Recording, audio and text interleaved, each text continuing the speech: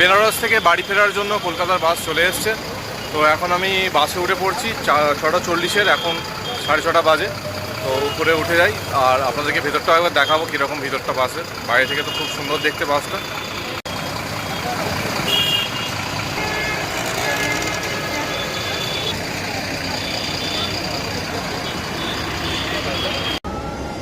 বাসের মধ্যে চলে এসেছি আর বাসের ইন্টেরিয়ারটা এরকমই।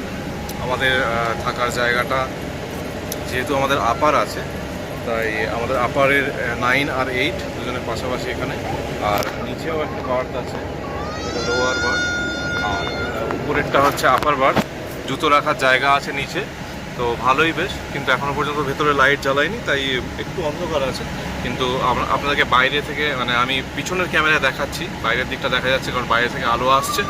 তো আশা করি আপনারা বুঝতে পারবেন যে আমরা কোথায় ট্রাভেলটা করছি, কোন জায়গায় বসে আমরা কলকাতায় ফিরছি।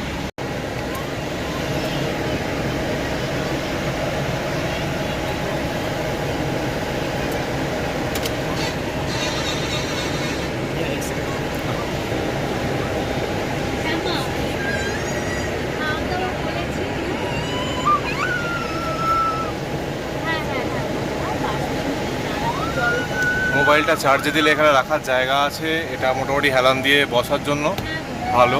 আর এটা একটা বালিশ দেওয়া আছে সুন্দর, আর ব্ল্যাঙ্কেটও দেওয়া আছে একটা, যদি ঠান্ডা লাগে, এসি তো ঠান্ডা লাগে। আর জল টল নিয়ে উঠেছি, যদিও আমাদেরকে একটা, যতদূর আমি জানি, একটা স্ন্যাক দেওয়া হবে, জলের বোতলও দেওয়া হবে। তো ঠিক আছে, প্রায় এখন 6:40 ছাড়বে বাসটা। আর এই বেনারসের দৃশ্য দেখছি, এখনও পর্যন্ত আমরা বেনারসেই আছি। ওকে, আবার যদি পরে পারি তো বাসের ভিতরে কোনো ভিডিও করব। তো এবার লাইট জ্বলে গেছে বাসের, আর লাইট জ্বলার পরে বাসটা এরকম দেখুন কত সুন্দর দেখতে ভিতরটা। আর আমরা এখানে হ্যাঁ, এখানে দুজন আমরা বসেছি। আর এই যে লাইটটা, ঘড়িটা একটু ফাস্ট, তো 6:40 বাজে এখন। আর আমাদের এই বাস যাত্রা, কলকাতার জন্য বাস যাত্রা শুরু হচ্ছে। বাসটা অল্প অল্প করে ছাড়ছে আর লোকজন সবাই বাসে উঠে পড়েছে। অনেকে হাত জোড়ো করে প্রেয়ার করছে, যেহেতু তারা সবাই কাশী বিশ্বনাথ ছেড়ে যাচ্ছে। সবারই মন হয়তো ভারাক্রান্ত, বাবাকে ছেড়ে যাচ্ছে সবাই। আমারও মনটা ভীষণ খারাপ। আর ভিডিওটা বন্ধ করে আমিও ওদের মতোই একবার শেষবারের মতো এই কাশী বিশ্বনাথ ধামকে বিদায় জানিয়ে রওনা দেব কলকাতার উদ্দেশ্যে। তো এই হচ্ছে আমাদের সিট, আপার 9 আর আপার 8। ঠিক আছে, ব্যাগপত্র ঠিক ঠিক জায়গায় আছে। মোবাইলটাও চার্জে দিচ্ছি, চার্জে দেওয়ার জায়গা আছে এখানে, এখানে চার্জ দেওয়ার জায়গা আছে, মোবাইল রাখার জায়গা। তো ঠিক আছে, সব কিছুই মোটামুটি সর্টেড। চলুন, রাস্তায় কোথাও নামলে হয়তো দেখা হবে আবার। বাস ছেড়ে দিয়েছে কিছুক্ষণ হলো, 10-15 মিনিট। তো তার মধ্যেই প্রথমেই দুটো জলের বোতল আমাদেরকে দিয়েছে ওরা, 500 ml এর। আর তারপরে চলে এলো জাস্ট বেকড এই এর বক্সটা, খাবারের বক্সটা, দুটো বক্স, কারণ আমরা দুজন আছি। তো আশা করি আর কিছু আসবে না, আর কিছু না আসারই কথা যদিও। আর যদি কিছু আসে তাহলে সেটা দেখাবো আপনাদেরকে।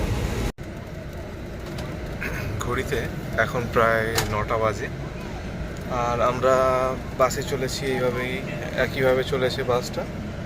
তবে এবারে একটা জায়গায় দাঁড়াবে, কারণ আমরা ডিনারের জন্য দাঁড়াচ্ছি এখানে। তো একটা ঘোষণা হয়ে গেল আর কি বাসের মধ্যেই, যে বাস দাঁড়াবে ডিনারের জন্য। আর দেখি আমরা নিচে যাই, এখানে কি খাবার পাবো জানি না। যদিও আমরা ইভিনিং স্ন্যাক্সটা খাইনি, পড়ে আছে, ওটা খাওয়া হয়নি। তো দেখা যাক, যদি নিচে গিয়ে কিছু খাওয়ার মতো পাই তাহলে খাবো। এখন আমরা আছি বিহার, আর একটু দাঁড়িয়েছি ডিনারের জন্য, যেমনটা বললাম। তো এই জায়গায় দাঁড়িয়েছি, আর তখন সময়ের অভাবে বাসটা আপনাদেরকে ভালো করে দেখাতে পারিনি। তো লোকনাথ ট্রাভেলসের এই বাসটায় আমরা আজকে ফিরছি, যেটা আমরা এইটা করার কারণ হচ্ছে 10 মিনিট ছাড়াই ছিল দুটো বাস, কিন্তু এটাতে বায়ো টয়লেট আছে, আর বাসটা খুবই সুন্দর স্লিপার। আপারে আমরা আসি দুজন। আর এই যে পিছন থেকে বাসটা এরকম একটা এমার্জেন্সি এক্সিটও আছে। আর এই নাম্বার WB29F6669। আর এটা ভারত বেঞ্জের গাড়ি, এটা ভলভো নয় কিন্তু এটা ভারত বেঞ্জের গাড়ি। ভালোই, রাস্তা একটু খারাপ ছিল কখনো কখনো, সেটা একটু জার্কিং আছে, আদারওয়াইজ খুব ভালো। মানে পুষ্পিত তো ঘুমিয়ে আসছিল, যেহেতু আমরা স্লিপার, তো ঘুমিয়ে মোটামুটি টিকিটের টাকাটা উসুল করে নিয়েছে অলরেডি। প্রায় 2-2.5 ঘন্টা ঘুমিয়েই নিয়েছে। আর বাসটা সামনে থেকে এরকম, আপনাদেরকে সেটাও দেখিয়ে দিই একবার। তো ইচ্ছা আছে আমি কখনো রাত্রের দিকে একটুখানি ড্রাইভার দাদার পাশে এসে বসবো, আর বসে সামনে আপনাদেরকে দেখাবো যে কীরকম স্পিডে হাইওয়েতে গাড়িগুলো চলছে। তো যদিও আমাদের ডিনারের সময় খুব সীমিত, 20 মিনিট সময় দেওয়া হয়েছে ডিনারের জন্য, আর সিম্পল রুটি সবজি বলে দিয়েছি। তো এখনও ওই আর কি ওভার প্রাইস খাবার চলছে, ইউপি থেকে বিহার সব জায়গাতেই যেখানে দাঁড়াচ্ছি ওভার প্রাইস খাবার। তো কিছু করার নেই, পেট তো খিদেতে চোঁচো করছেই, খেয়ে নিই, তারপর দেখা যাচ্ছে, তারপর কথা হবে আবার। তাড়াতাড়ি খেতে হবে আমাদেরকে রুটি সবজি। বাস বেশিক্ষণ দাঁড়াবে না, 20 মিনিট করে দিয়েছে। আর ড্রাইভার এখানে বসেই খাচ্ছেন, আমি কিন্তু ওনাকে ফলো রেখেছি। ওনার খাওয়া হয়ে গেলে বাসে উনি উঠবেন, তার মধ্যে আমাকে খেয়ে নিতে হবে।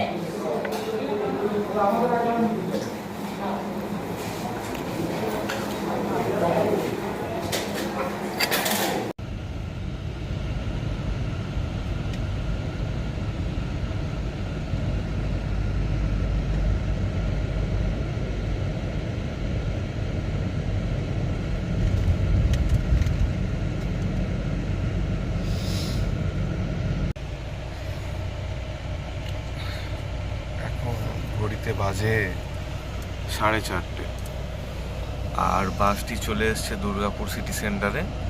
এখানে ওয়াশরুম আছে, আর সেই কারণে দাঁড়িয়েছে বাসটা 10-15 মিনিটের জন্য। তো দুর্গাপুর আসার সময় আমি দেখেছিলাম, আমি রেড বাস অ্যাপ থেকে এটা বুক করেছিলাম। রেড বাস অ্যাপে যেটা বলা হয়েছিল যে 5:15 নাগাদ দুর্গাপুরে এসে দাঁড়াবে বাসটা, কিন্তু এখন 4:30 বাজে। তো এখনই চলে এসছে দুর্গাপুরে, যেটা খুব সারপ্রাইজিং। আর ভীষণ স্পিডে আসছিল বাসটা, মাঝে মাঝে ভীষণ ভয়ও লাগছিল, রাত্রে ঘুম ভেঙে যাচ্ছিল যখন, প্রচণ্ড স্পিডে আসছিল। যাই হোক, খুব কমফোর্টেবল, যদিও ঘুমালাম, এতক্ষণ ঘুমিয়েই ছিলাম আমি।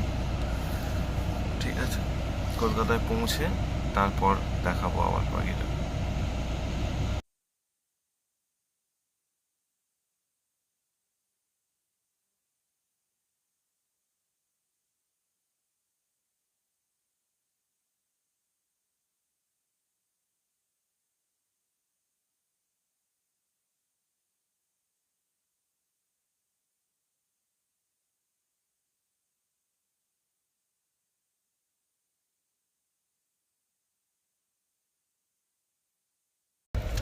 বাস এখন দ্বিতীয় হুগলি সেতু পেরিয়ে চলে এলো, কলকাতায় আমরা ঢুকে গেলাম।